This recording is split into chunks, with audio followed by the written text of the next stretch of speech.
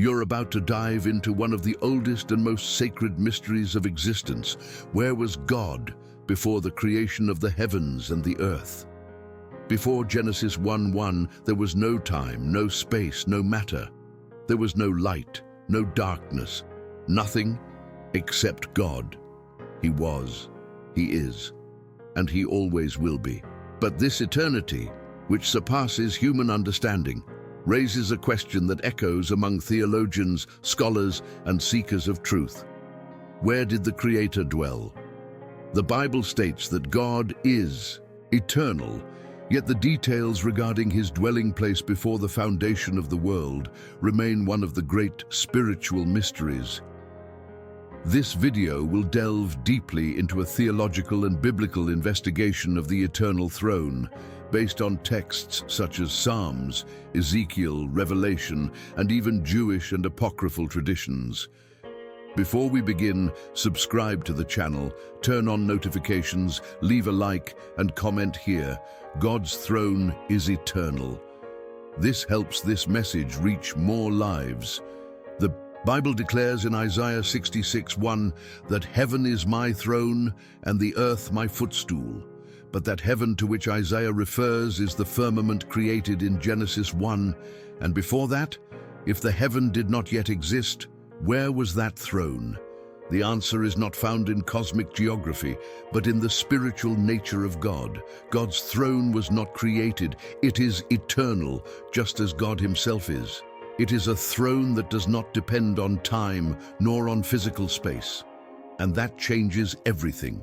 Because if the throne is eternal, it means that God's authority, justice, and glory have always existed, even before any creation.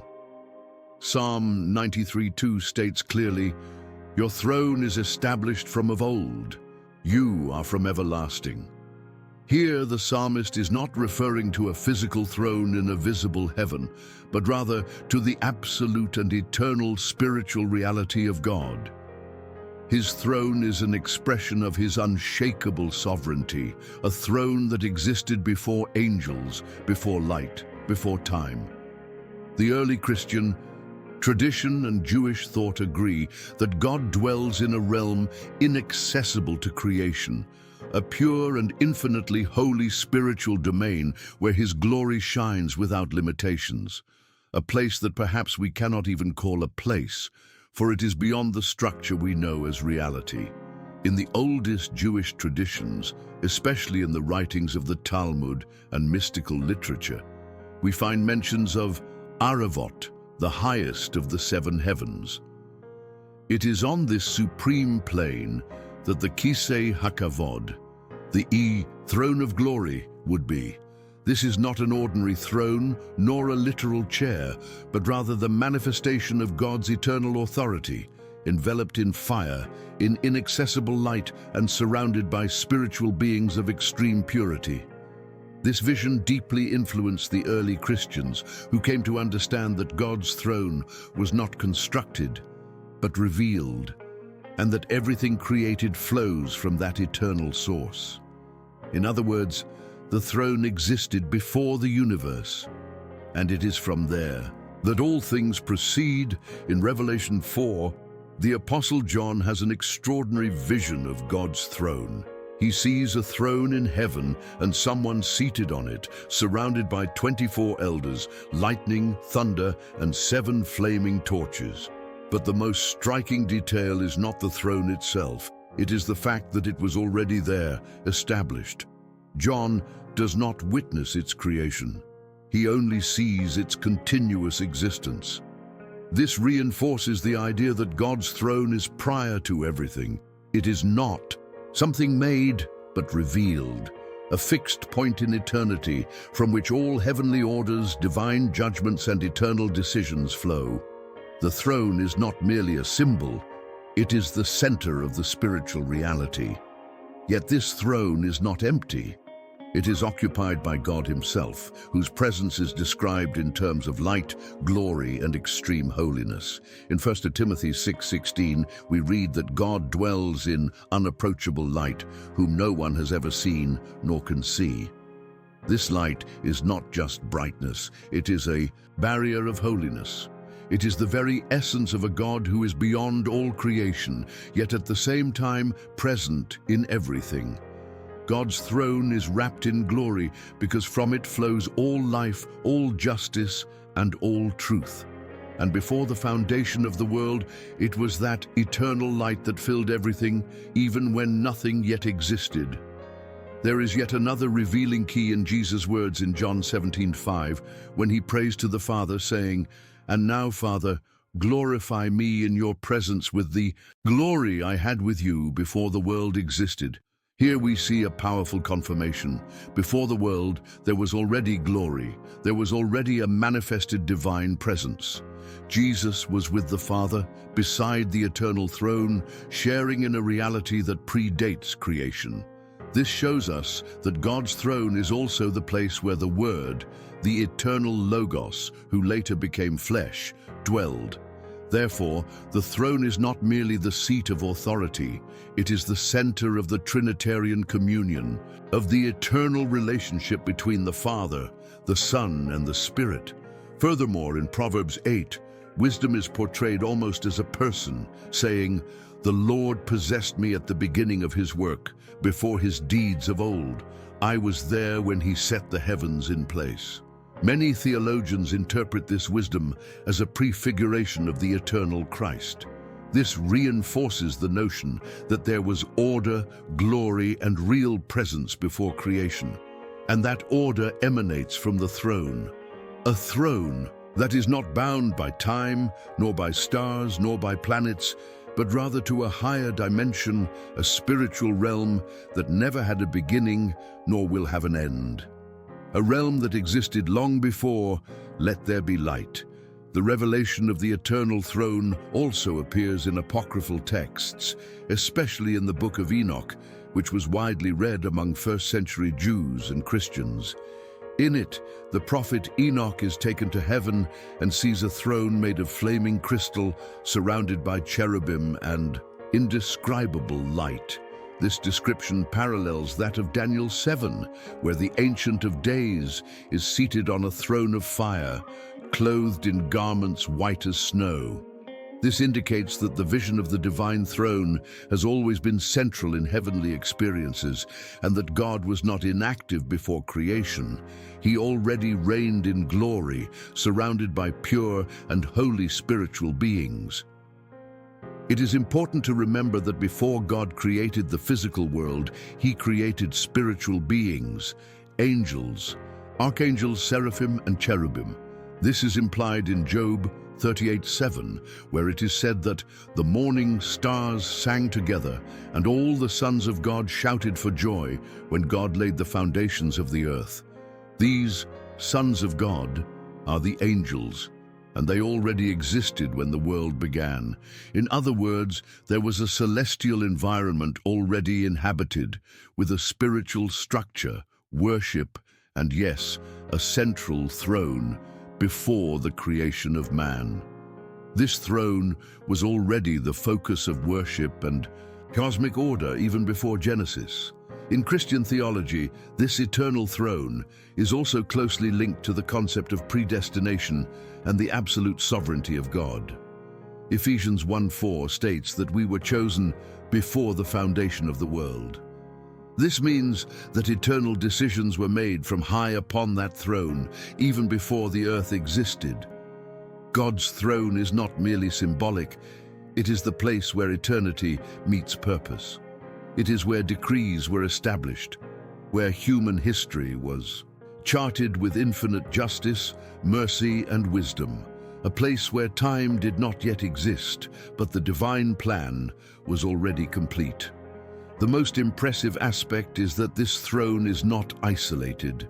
In Revelation 22, we see that from the throne of God and of the Lamb flows a river of the water of life, flowing throughout the New Jerusalem. This shows us that the throne is not only the center of authority, it is the center of life, restoration, and eternal hope. From before creation until the end of time, God's throne remains the point of origin and destination of all existence. Knowing this should deeply impact us. We were created by a God who knew us even before shaping the world, and who invites us to approach his throne with confidence and reverence. In the oldest traditions of Jewish mysticism, especially in the Merkavah, a body of teachings about heavenly visions, we find striking descriptions of God's throne. According to these texts, the throne is set upon a sapphire firmament, surrounded by flaming wheels and beings with multiple faces and wings. This vision, also echoed in the book of Ezekiel, points to a living, dynamic throne, majestic and awe-inspiring. It is not a static chair in a palace. It is the very manifestation of the divine presence in action, a center of living and spiritual governance that exists far above the material reality as we know it. This structure also indicates that God has always been relational, even before human creation. The existence of spiritual beings before man shows that there was already worship and service in heaven before time began. The eternal throne was not in silence, but in the praise of angels, in the manifestation of glory, in the movement of the heavenly hosts. This also reinforces a profound truth. God did not create man because he was lonely, but out of eternal love and purpose. The throne was already surrounded by celestial choirs, and yet he desired to create someone in his image to share in that communion. As we advance in understanding this eternal throne, we realize that it is also the place of final judgment. Revelation 20:11 speaks of a great white throne before which all the dead are judged. This means that the throne that existed before creation will also be the throne present after the end of all things.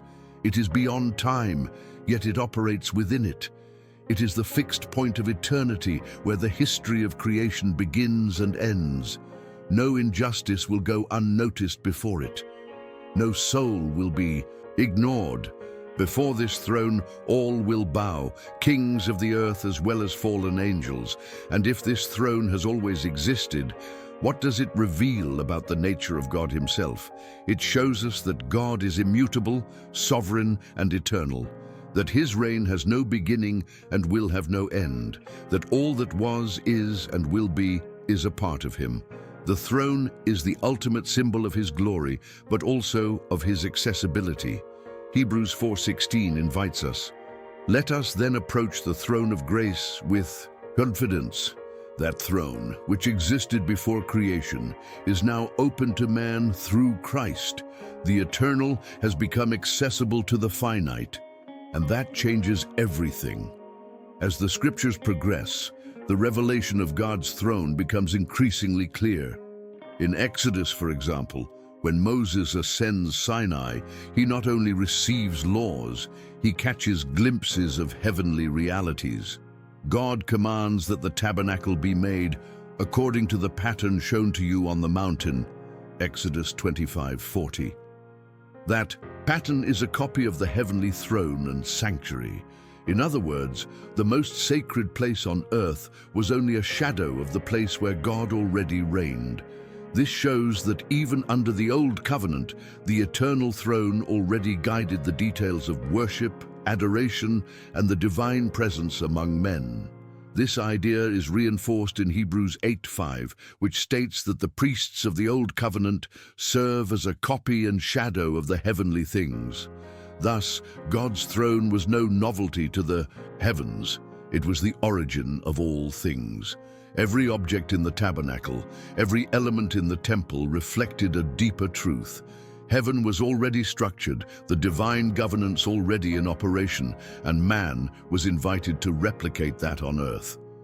The eternal throne not only preceded creation, it also infiltrated history, manifesting itself in crucial moments through visions, dreams, and genuine encounters with the divine.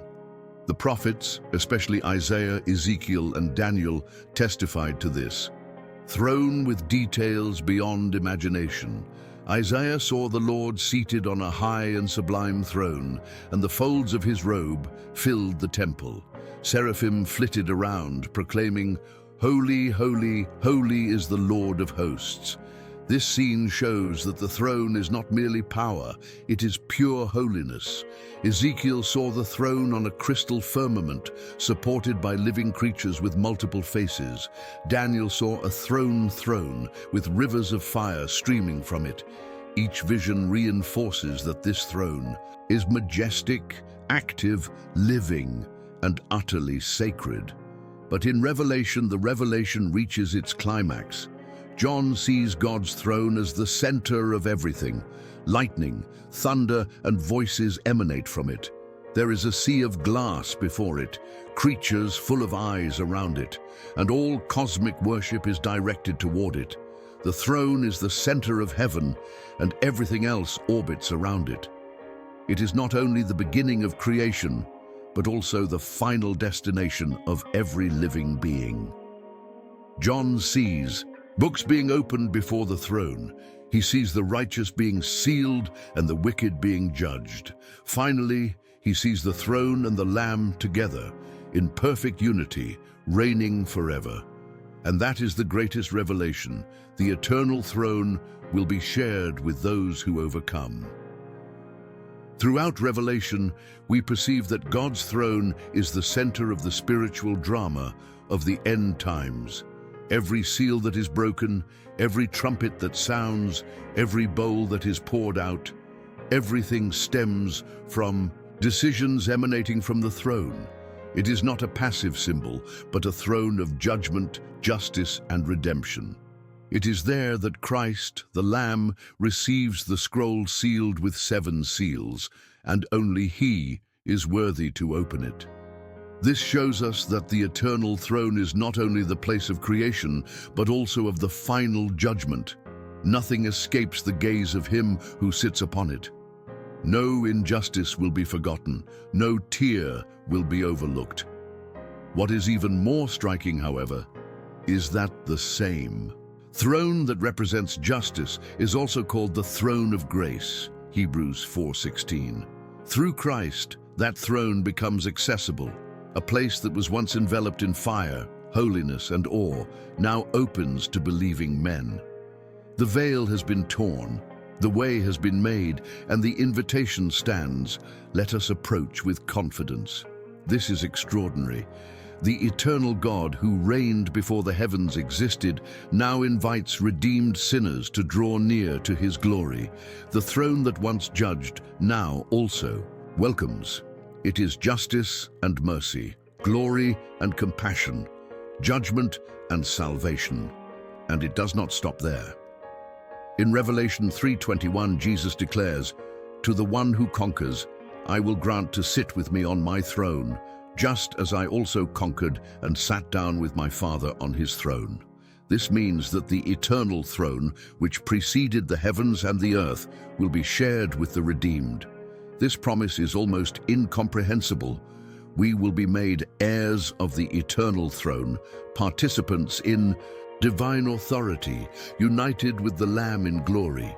The throne that existed before Genesis will also be the throne of the saved after Revelation. It is the same throne, unchanging, eternal, majestic, and now filled with children. That is the essence of the divine plan, to lead us back to the center of glory. Man was created in the image of God, yet lost communion with the throne because of sin. But in Christ, the way has been restored. Now we are journeying toward that throne, toward the eternity that existed before creation. We are returning home. God's throne is more than a religious symbol. It is the final destination of those washed in the blood of the Lamb. It is where all history points, and it is before that throne that every knee will bow, in heaven, on earth, and under the earth. Thinking about God's eternal throne is also to reflect on the end of our journey here on earth. For many, especially those who have lived through decades, this reality becomes closer, more concrete. The pains of the body, losses, memories, everything seems to remind us that our time here is brief. But there is a promise that warms the soul. Eternity is not the end. It is the reunion with the beginning, and the beginning of everything lies in the throne. Not in Eden, not on earth, but in that glorious place where God has always reigned.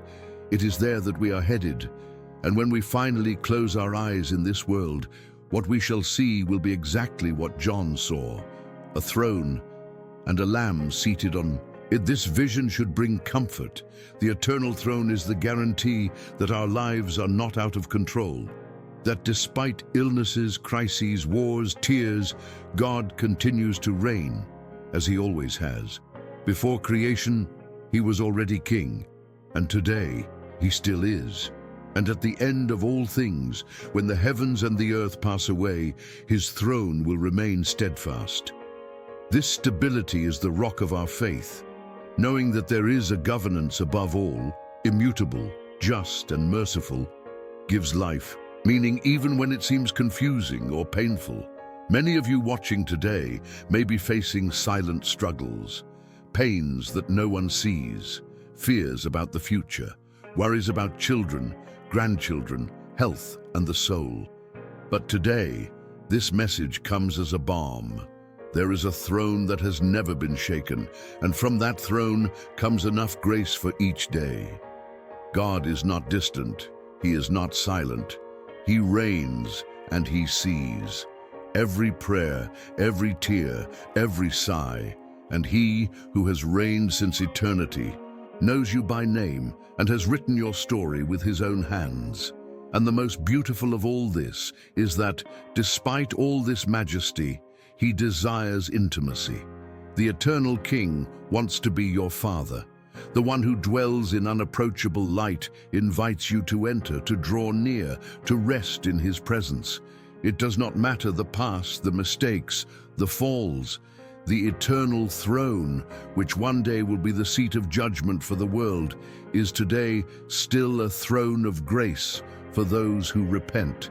And as long as there is life, there is time to turn back to him, to acknowledge his greatness, to bow our knees, not out of fear, but out of love and reverence, because everything begins and ends there, before the throne of God. When we meditate on the eternity of God's throne, we realize how small we are, but also how dearly we are loved. For that throne, which existed before time, which saw the emergence of stars and the fall of kingdoms, still reserves a place for us. There is no sin so great that it cannot be erased by the blood of the Lamb. There is no life so broken that it cannot be restored by the one who reigns over all things. The same throne before which angels cover their faces is the throne that calls us today. Come to me, all you who are weary and burdened. Imagine that moment, the last breath here, and soon after, the light. Not an ordinary light, but the light that Isaiah saw. The light that John could not describe in words, the sound of heavenly trumpets, the glory that makes even the seraphim tremble. And then the throne, majestic, immense, living, surrounded by adoration. And there, at the center of it all, is he, the Alpha and the Omega, that which was, that which is, and that which is to come, the eternal King. And when our eyes finally open to that reality, nothing else will make sense except to be there before him. Thus, to live in the light of the eternal throne is to live with purpose. It is to understand that we are here only for a passage, yet journeying towards something unshakable. The difficulties we face now, no matter how great they seem, are small compared to the glory that is to come. The Apostle Paul made this clear. For the present moment of our sufferings is not worthy of comparing with the glory that is to be revealed to us. That glory is not just any light. It is the light of the throne. It is the inheritance of the redeemed. It is the reunion with the origin. It is a return to the place from which everything began. And in that, reunion. There will be no more pain, no more weeping, no more death, because before the throne everything will be restored, everything will be new, eternally. There, time will no longer matter. The sad memories will have been erased. Injustice will have been judged. Evil will have been conquered. And the Lamb, he who conquered, who sat at the right hand of the Father, will reign forever with his own. There will be no doubts, no fear, only glory, only light, only God, and everything, absolutely, everything will begin anew before the throne. In light of all this, only one response remains: reverence. The throne of God is eternal, holy, and glorious, but it is also accessible through Christ. Life may seem unjust, harsh, and even confusing, but the throne remains steadfast. It does not change. It does not fail. It is unshaken. The one who reigned before time continues to reign over your story. And the question remains: are you walking toward this throne or moving away from it? Today, you have the chance to draw near, to acknowledge that there is an eternal God who knew you even before the foundation of the world and who calls you by name. He is not a distant tyrant. He is a father. He is a king, and he awaits you. Do not let pride, fear, or the past prevent you from living the purpose for which you were created. For your destiny is not the chaos of this world, but the throne of the living God. And if you feel that this message has spoken to you, do not ignore that inner voice, that urgency, that call. Today is the time to return, to surrender, to acknowledge that eternity is real and that the throne is ready to receive those who overcome. There is no fulfillment in this world that compares to the glory of being before the throne, hearing the words, "Welcome, good and faithful servant." Phrase of the day: before the heavens, before the earth, there was a throne, and it is before it that our soul will find eternal rest. If this message touched your heart, subscribe to the channel, turn on notifications, leave a like and comment below. God's throne is my destiny. This helps us bring this truth to more people. And remember, this is only the beginning. See you in the next video.